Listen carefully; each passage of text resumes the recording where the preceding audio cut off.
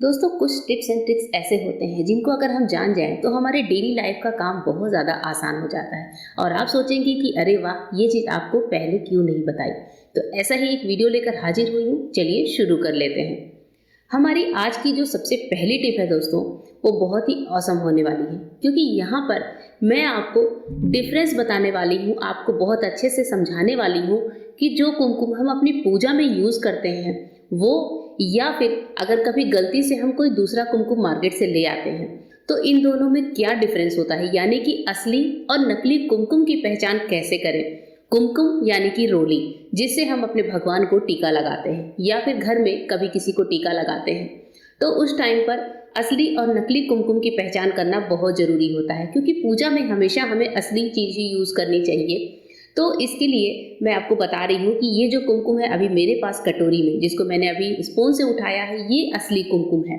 तो दोस्तों, जो हमारा असली कुमकुम होता है, जब हम इसे इस तरीके से स्पून से उठाएंगे या फिर हाथों से गिराएंगे, तो ये एकदम नमक की तरह फ्री फ्लो होकर गिरेगा, यानी कि फ्री फ्लो कंसिस्टेंसी में हमारा जो असली कुमकुम होता है वो होता है। इसकी जो दूसरी पहचान है, इसे हम अगर किसी के माथे पर लगाते हैं या हाथों पर लगाकर मैं आपको दिखा रही हूँ, तो जब हम इसे लगाते हैं और जैसे मैंने इसे हल्का सा गीला किया, तो आप देखेंगे कि जब हम अपने हाथों को वॉश कर लेते हैं या फिर माथे पर कुमकुम का दाग हट जाता है, तो इसका कोई निशान नहीं रहता। ऐसा नहीं लगता कि हमारे माथे पर या हाथों पर कोई अलग निशान है। देखिए, मैंने इसे सिंपल पानी से वॉश किया है, मेरे हाथों पर कोई भी लाल कलर नहीं है। जबकि जो हमारा दूसरा कुमकुम है, जो मैंने आपको दिखाने के लिए रखा हुआ है, जो इसे मैं बोल रही हूँ नकली कुमकुम, वो कुछ ऐसा होता है, कुछ जमा जमा सा, गिलगिला सा। इसमें कोई फ्लो कंसिस्टेंसी नहीं होती है। स्पून से उठाते हैं तो एक बार में पूरा उठ जाता है, जैसे आपने होली का अबीर देखा होगा, वैसा कुछ कुछ इसकी कंसिस्टेंसी होती है। अगर आप कभी गलती से इसे खरीद लाते हैं तो इसकी चेकिंग करना बहुत आसान है।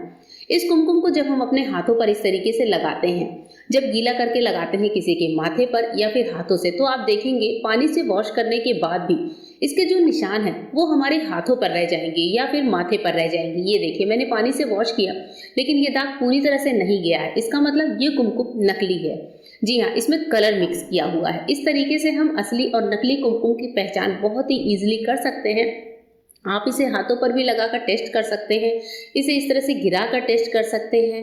तो जो हमारे असली और नकली कुमकुम की पहचान है, ये देखिए, मैंने टॉवल से हाथों को पोंछ भी लिया तो भी हाथों पर हल्का सा कुमकुम, मतलब ये जो नकली कुमकुम है, इसका कलर लगा हुआ है। तो इस तरीके से दोस्तों, आप असली और नकली कुमकुम की पहचान कर सकते हैं और अपने पूजा में पवित्र और असली चीजें यूज कर सकते हैं।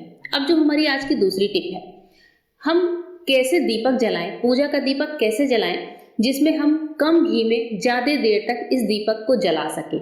इसके लिए मैं क्या करती हूँ, मैं कैसे बत्तियों को सेट करती हूँ, वो तरीका आज मैं आपके साथ शेयर कर रही हूँ। ये तरीका बहुत ही सिंपल होता है, लेकिन वीक में एक बार मैं करके रख लेती हूँ, तो पूरे वीक मुझे दोनों टाइम जब मैं दीपक वगैरह जलाती हूँ तो दिक्कत नहीं होती। कम घी में मैं काफ़ी लंबे टाइम तक बत्तियों को जला लेती हूँ। इसके लिए जो गोल बत्तियां हैं, ये मैं मार्केट से लेकर आती हूँ। और बत्तियों को लोग क्या करते हैं, एक साथ पूरे घी में डुबा देते हैं। दोस्तों, ये गलती नहीं करनी चाहिए। हमें यहाँ पर थोड़ा सा टाइम तो जरूर लगेगा, लेकिन एक स्पून की हेल्प से एक एक बत्ती को डुबाते जाइए और स्पून के पीछे इस तरीके से बत्ती को सेट करिए, जैसे मैं सेट कर रही हूँ। यानी कि बत्ती को बिठाना है, घी में डुबाने के बाद बत्ती को बिठाना है।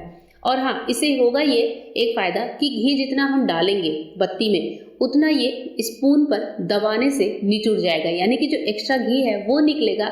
साथ ही बत्ती हमारी बैठने लायक हो जाती है, और जो बैठने वाली बत्तियां होती हैं वो काफ़ी लंबे टाइम तक चलती हैं। तो इस तरीके से मैं क्या करती हूँ, पूरे हफ्ते की या फिर 15-20 दिन की बत्तियां इस तरह से सेट करके रख लेती हूँ।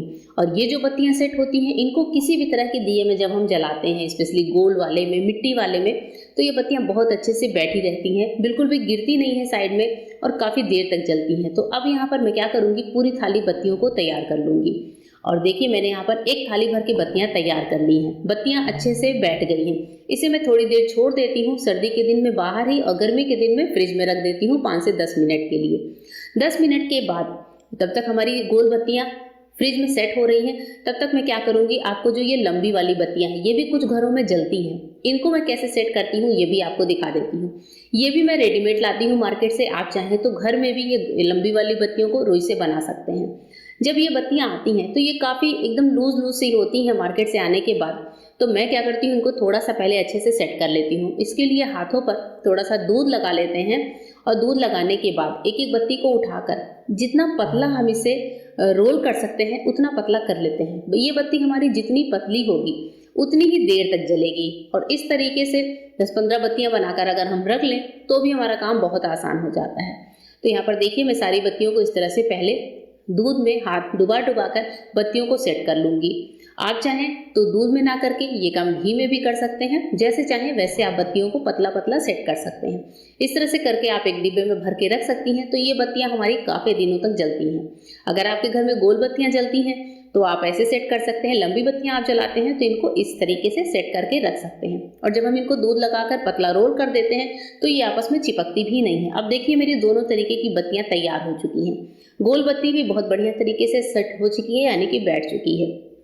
इसके बाद से हम क्या करते हैं, गोल बत्तियों को मैं क्या करती हूँ, किसी स्टील के डब्बे में या फिर पूजा घर का कोई डिब्बा होता है उसमें इस तरीके से निकाल देती हूँ। इन बत्तियों को डिब्बे में निकालते समय आपको ध्यान रखना है कि बहुत ज़्यादा दबाना नहीं है, एकदम हल्के हाथों से इस तरीके से करके छोड़ दीजिए। अब चूंकि ये बैठी हुई हैं तो ये बिल्कुल भी जो है अपना शेप नहीं छोड़ती हैं, बहुत अच्छे से ये घी में इस तरह से सेट हो जाती हैं। मैं आपको एक बत्ती जलाकर भी दिखाऊंगी कि बत्ती हमारी कैसे जलानी चाहिए और किस तरीके से जलानी चाहिए जिससे जो है हमारी बत्ती सेट रहे। तो आपने देखा कि मैंने अभी यहाँ पर एक्स्ट्रा घी नहीं डाला है।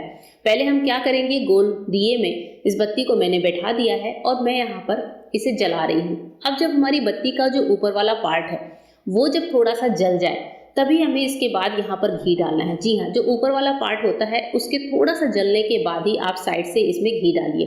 पहले अगर हम घी डाल देते हैं दोस्तों तो वो बत्ती हमारी देर तक नहीं जलती है।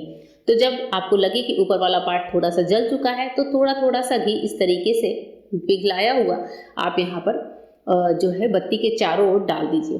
और इतनी सी घी में हमारा जो दिया है वो कम से कम 1 से 1.5 घंटे तक चलता है। आप सोच रहे होंगे बहुत थोड़े से घी में, जी हाँ दोस्तों, बहुत थोड़े से घी में हमारा दिया 1 से 1.5 घंटे तक चल जाता है। और इस तरीके से होता यह है कि अगर हम शाम को 6 बजे भी दीपक कर रहे हैं तो 7:30-8 बजे तक हमारा ये दिया चलता रहेगा। कम घी में जो है दीपक जलाने की ये विधि आपको कैसी लगी जरूर बताइएगा।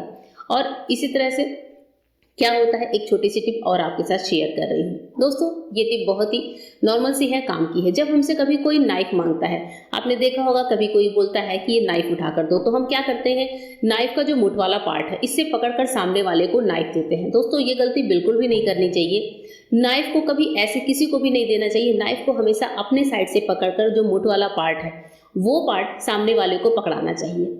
जब भी हम नाइफ सामने वाले की ओर इस तरह से करके देते हैं तो एक तरह की हमारी तरफ से निगेटिव वाइब्स उसकी ओर जाती हैं, जो कि हमारे आगे आने वाले लाइफ के लिए सही नहीं होती है। तो जब भी किसी को आप इस तरह से नाइफ दे रहे हो तो इस बात का खास ध्यान रखिए कि आपको नाइफ को उल्टी साइड से पकड़कर फिर सामने वाले को देना है। तो इस तरह से घर में सुख समृद्धि बरकत भी बनी होती है। होप करती हूँ दोस्तों कि आज की वीडियो आपको पसंद आई होगी। और वीडियो पसंद आते ही चैनल को सब्सक्राइब करिएगा, वीडियो को लाइक करिएगा। फिर मिलते हूँ मेरे नए वीडियो में, तब तक के लिए गुड बाय, थैंक यू।